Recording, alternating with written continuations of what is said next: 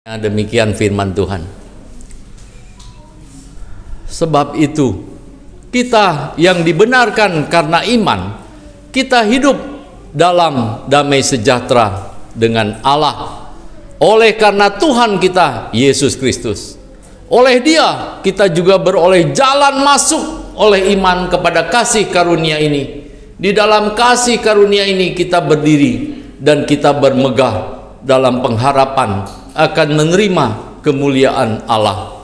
Dan bukan hanya itu saja, kita malah bermegah juga dalam kesengsaraan kita, karena kita tahu bahwa kesengsaraan itu menimbulkan ketekunan, dan ketekunan menimbulkan tahan uji, dan tahan uji menimbulkan pengharapan, dan pengharapan tidak mengecewakan karena kasih Allah telah dicurahkan di dalam hati kita oleh Roh Kudus yang telah dikaruniakan kepada kita. Karena waktu kita masih lemah, Kristus telah mati untuk kita, orang-orang durhaka, pada waktu yang ditentukan oleh Allah. Sebab tidak mudah seorang mau mati untuk orang yang benar, tetapi mungkin untuk orang yang baik ada orang yang berani mati. Akan tetapi Allah menunjukkan kasih-Nya kepada kita oleh karena Kristus telah mati untuk kita ketika kita masih berdosa. Lebih-lebih karena kita sekarang telah dibenarkan oleh darah-Nya, kita pasti akan diselamatkan dari murka Allah. Sebab jikalau kita ketika masih seteru diperdamaikan dengan Allah oleh kematian anaknya, lebih-lebih kita yang sekarang telah diperdamaikan pasti akan diselamatkan oleh hidupnya. Dan bukan hanya itu saja, kita malah bermegah dalam Allah oleh Yesus Kristus Tuhan kita. Sebab oleh Dia kita telah menerima pendamaian itu. Berbahagia orang yang senantiasa membaca, merenungkan firman Tuhan, terlebih melakukan di dalam hidupnya. Bapak Ibu, saya dikasihi Tuhan, sudah berkali-kali tayangan itu saya saksikan, ya, dari mulai saya masih muda, entah sudah berapa puluh kali. Tetapi setiap kali saya menyaksikannya lagi, saya tidak tahan, saya pasti berlinang air mata, ya, berlinang air mata.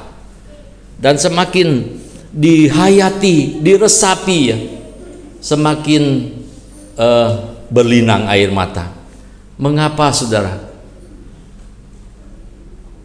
Coba saudara perhatikan bagaimana ekspresi Tuhan Yesus ketika disiksa, dianiaya. Dia bukan orang yang lemah, saudara. Dia bukan orang pecundang yang dikalahkan. Dia Allah yang maha kuasa, yang maha kuat, Allah Israel, bahkan yang menciptakan langit bumi dan semua yang ada. Dia lakukan semua itu memang sengaja, saudara. Memang sengaja Dia datang ke dunia ini untuk mendamaikan kita dengan Allah.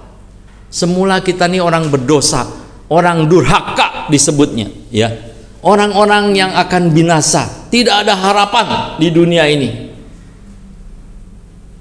yang sudah disediakan tempat di neraka yang kekal. Tetapi karena begitu besar kasih Allah, Dia mau menyelamatkan kita. Dia datang ke dunia ini dalam rupa manusia. Supaya apa, saudara? Supaya bisa seperti itu, dipukul, ditinju, dicambuk, dimahkotai duri, berdarah-darah, bahkan sampai dipaku di atas kayu salib. Supaya apa, saudara? Supaya dosa-dosa kita dipakukan di atas kayu salib bersama-sama dengan Dia. Dia mati untuk dosa. Harusnya kita yang oleh iman karena percaya kepada Dia, kita juga mati terhadap dosa bersama-sama dengan Dia. Jadi ketika saya renungkan itu, betapa besar pengorbanan Tuhan bagi saya. Saya tunjuk saya pribadi, saudara. Karena saya merasa orang yang berdosa, yang tidak layak. Tetapi Tuhan mengangkat saya dari lumpur dosa kepada kemuliaan, ya. Luar biasa sekali. Semakin direnungkan, saudara, semakin saya bergumul dengan dosa, ya. Saya tidak mau dikuasai oleh dosa lagi, saudara. Bahkan saya tidak mau bermain-main dengan dosa, saudara.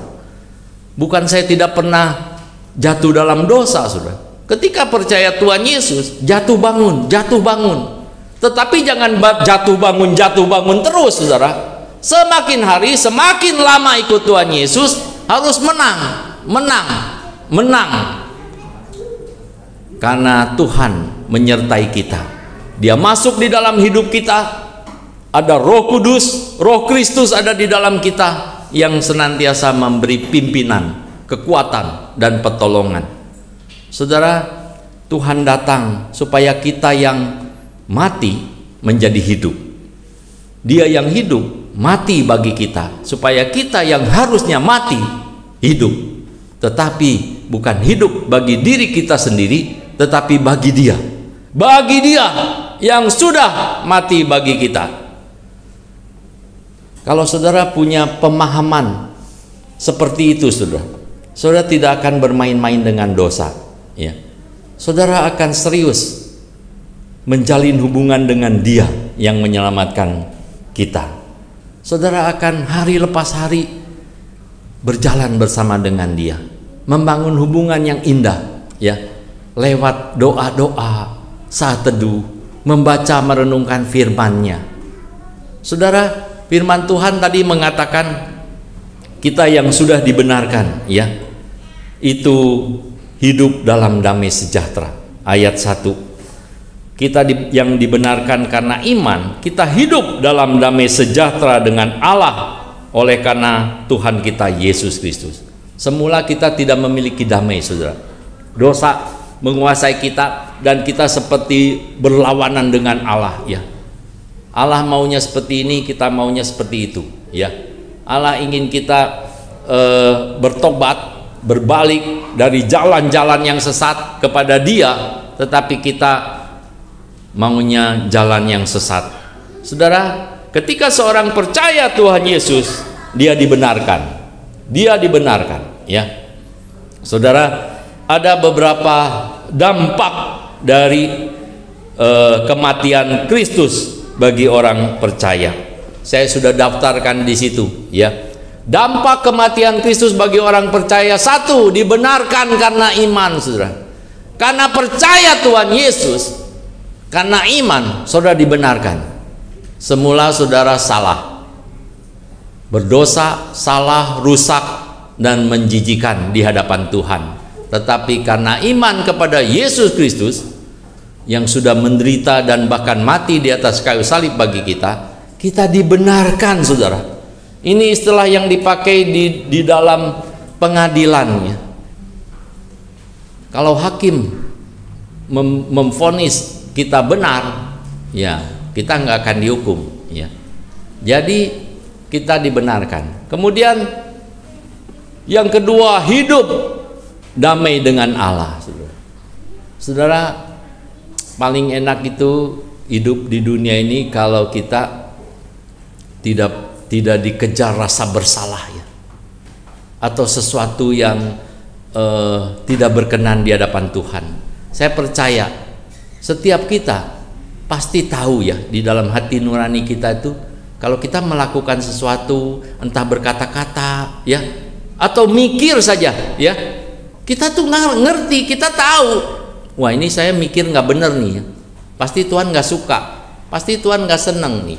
Kita tahu sebenarnya, tapi seringkali kita membiarkan pikiran kita, atau membiarkan perkataan kita, tingkah laku kita. Kalau kita melakukan atau mengatakan sesuatu yang mungkin bisa menyakiti orang, menyinggung orang, kita tahu, saudara, ya. Kalau mau jujur, ya, jujurly, ya, kita tahu, saudara, ya.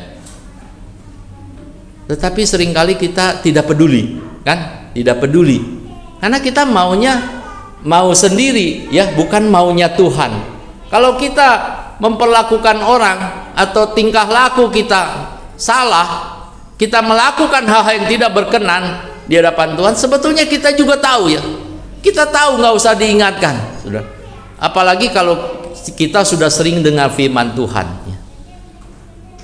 Tetapi yang aneh itu, seringkali ego kita membiarkan itu, tidak mau berubah, tidak mau dengan kekuatan usaha yang sungguh-sungguh. Saya mau berubah karena Tuhan menginginkan saya berubah. Oleh sebab itu ada firman Tuhan yang mengatakan, janganlah kamu menjadi serupa dengan dunia ini, berubahlah. Di situ ada perintah, berubahlah oleh pembaharuan budi. Saudara, setiap orang yang percaya itu, ya, yang menerima Yesus Kristus sebagai Tuhan dan Juru Selamat, sedang digarap Tuhan, ya, digarap Tuhan atau dibentuk Tuhan untuk menjadi satu produk yang indah, ya, karya seniman agung Tuhan Yesus sedang merendah, sedang menjahit karya yang indah, ya. Itulah hidup kita, saudara. Pertanyaannya, mau nggak kita dibentuk oleh Tuhan? Tuhan berkarya di dalam hidup kita. Yang dulunya yang dulunya orang yang sering mengatakan perkataan-perkataan yang kotor, yang kasar, ya, yang ceplas-ceplos seenaknya sendiri, bisa jaga mulut, ya, jaga mulut, jangan sembarangan, ya. Siapa tahu menyakiti orang atau menyinggung orang. Yang seringkali menyakiti orang, ya, dengan tangan atau kaki, tingkah laku, ya, perkataan, tingkah laku, itu sedang dibentuk Tuhan, ya, sedang dibentuk Tuhan. Saudara, berilah dirimu dipimpin oleh Roh. Kata itu memerintahkan kita supaya kita dengan rela, ya, bukan terpaksa, dengan rela hati memberi diri dipimpin oleh Roh. Maka kita tidak akan menuruti keinginan daging, saudara. Tapi sebaliknya, kalau saudara tidak mau hidup dipimpin oleh Roh Kudus yang ada di dalam kita, kita akan hidup menurut keinginan daging, saudara. Kalau orang hidup damai dengan Allah itu tidak ada rasa bersalah. Hubungan dengan Tuhan, relasi dengan Tuhan indah, ya. Dijalin hari lepas hari, saudara. Maka saudara, kemanapun saudara pergi, dimanapun saudara berada, apapun yang saudara alami, susah senang, suka duka, lemah, sakit, sehat, kuat, saudara memiliki damai sejahtera itu, saudara. Itu yang Tuhan inginkan. Kemudian jalan masuk oleh iman kepada kasih karunia. Saudara, orang berdosa tidak punya akses jalan masuk kepada Tuhan, saudara. Jangankan bersekutu dengan Tuhan, melihat Tuhan pun tidak akan pernah, ya. Tetapi oleh karena Yesus Kristus mati bagi kita dan kita mempercayakan hidup kita kepada Dia, kita beroleh jalan masuk, saudara. Kita diterima, ya. Kita memiliki kasih karunia itu, ya. Bahkan Rasul Paulus mengatakan, bahkan bukan hanya nerima kasih karunia, kita berdiri dan bermegah, saudara. Bermegah di sini bukan sombong, ya, tetapi rasa bangga, saudara. Bangga. Saya dulunya orang yang gak karuan, ya, yang berdosa, yang hidup menuruti hawa nafsu. Tetapi karena Yesus Kristus mengangkat saya bangga, saudara. Saya bangga menjadi orang Kristen. Saya bangga diterima sebagai keluarga Allah. Saya akan menjaga status saya itu, ya. Saya ini orang Kristen. Saya anak Allah. Saya nggak sembarangan berkata-kata, bertingkah laku. Karena saya ini membawa nama Tuhan, ya. Bermegah, bangga, berdiri di dalam kasih karunia itu. Bersyukur Tuhan, bersyukur Engkau angkat aku, Engkau pilih aku, Engkau panggil aku, sehingga aku bisa ada di dalam keluarga Allah. Berdiri dan bermegah dalam pengharapan, saudara. Bahkan dikatakan dalam kesengsaraan bermegah juga, saudara. Kenapa? Karena kesengsaraan itu menimbulkan ketekunan. Ketekunan itu menimbulkan tahan uji. Itu diuji iman kita. Tetap kokoh, kuat atau enggak. Jangan ada penderitaan sedikit, ya, langsung kita lemah dan mulai menyalahkan Tuhan, mulai meragukan Tuhan. Ya, sebenarnya Tuhan tuh mau tolong saya nggak sih? Sebetulnya Tuhan tuh baik nggak sih? Kenapa saya mengalami seperti ini? Saudara, ada begitu banyak orang Kristen di dunia ini mengalami penderitaan juga, ya. Bukan hanya kita, bukan hanya saudara. Semua orang sama, saudara. Kalau jatuh ya tetap ke bawah, saudara. Nggak ada orang Kristen karena percaya Tuhan Yesus jadi jatuh ke bawah, ke atas. Nggak ada, sama, saudara. Kalau hujan ya kebasahan, ya. Kalau berjalan di bawah matahari ya kepanasan, sama, saudara, ya. Tetapi kita punya pengharapan, saudara, ya. Di tengah-tengah penderitaan, kesulitan, kesengsaraan, kita punya pengharapan. Suatu saat nanti kita akan menerima kemuliaan Allah. Kemuliaan Allah yang kekal, di mana di sana tidak ada lagi duka cita atau air mata. Suatu saat kita akan bertemu muka dengan muka bersama dengan Tuhan. Nantikanlah Tuhan, saudara. Nantikanlah Tuhan. Saudara, apakah kita pasti diselamatkan? Setiap orang yang percaya Tuhan Yesus pasti diselamatkan, saudara. Kenapa, saudara? Waktu kita berdosa, firman Tuhan mengatakan Tuhan mau mati bagi kita.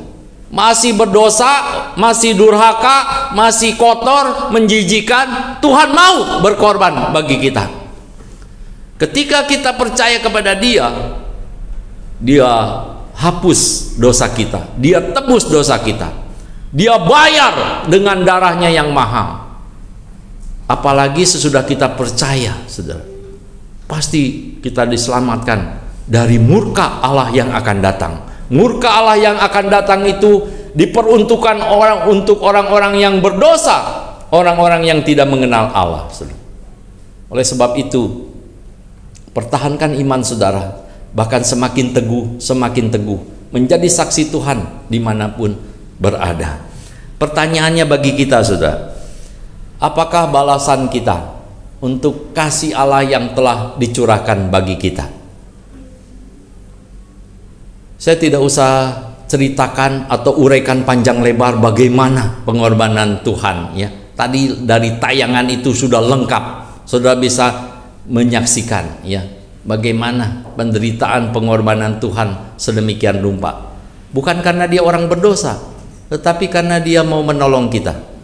Dia yang maha kuat, Dia yang maha kuasa. Mustahil Dia dikalahkan oleh manusia, mustahil Dia bisa mati, tetapi Dia rela mati sengaja untuk menebus dosa kita. Apakah balasan kita untuk kasih Allah yang telah dicurahkan bagi kita? Apakah kita boleh bertekun di dalam dosa? Apakah kita bisa bermain-main dengan Tuhan? Ya, kadang-kadang serius, kadang-kadang enggak, ya. Kadang-kadang menyepelekan segala sesuatu, ya. Saudara, carilah kehendaknya, ya. Setiap orang yang percaya pasti dia serius dengan Tuhan, ya. Hari lepas hari semakin serius, karena harapan kita itu bukan di bumi ini, di sana, saudara, ya, di surga yang kekal. Saudara, mungkin ini panduan kita ketika hidup di dunia ini. Markus 12 ayat 30 sampai 31. Kasihlah Tuhan Allahmu dengan segenap hatimu, dengan segenap jiwamu, dengan segenap akal budimu, dan dengan segenap kekuatanmu, saudara. Apakah kita sudah sampai ke situ, saudara? Kasihlah Tuhan Allahmu dengan segenap hati, tidak ada yang sisa. Segenap hati, segenap jiwa, segenap akal budi, dan dengan segenap kekuatanmu. Kekuatanmu itu menunjukkan kepada satu usaha yang besar supaya saya mengasihi Tuhan. Kasih itu perlu diusahakan, saudara. Bukan hanya di mulut, di pikiran. Harus diusahakan, saudara. Karena 1 Yohanes 3 ayat 18 mengatakan kasih itu bukan kata-kata, tetapi perbuatan dan dalam kebenaran. Kalau kita mengasihi seseorang, ya, Misalnya ketika orang mengalami kesulitan, penderitaan, kita bisa nangis ya. Kasihan orang ini ya. Mengapa seperti itu? Tapi kita tidak melakukan apa-apa. Tidak ada action ya.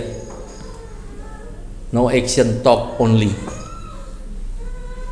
Tidak ada tindakan, sudah. Cuman omong doang. Apakah itu kasih? Bukan. Kasih tidak seperti itu. Kasih itu ada tindakan nyata, ya, tindakan nyata. Saudara, mungkin saya bisa menangisi Tuhan Yesus yang disiksa, disalibkan, menangis, ya. Tetapi kalau tidak ada sesuatu yang saya lakukan untuk Tuhan, tidak ada sesuatu yang saya berikan untuk Tuhan, apakah bisa dikatakan saya mengasihi Tuhan? Tuhan Yesus mengatakan, barang siapa mengasihi aku, ia akan menuruti segala perintahku. Itu buktinya, saudara. Jadi perintah Tuhan apa? Lakukan. Tuhan merintahkan apa? Lakukan. Ya, berat. Segenap kekuatanmu. Mengasihi Tuhan dengan segenap kekuatanmu artinya usahakan walaupun berat, saudara.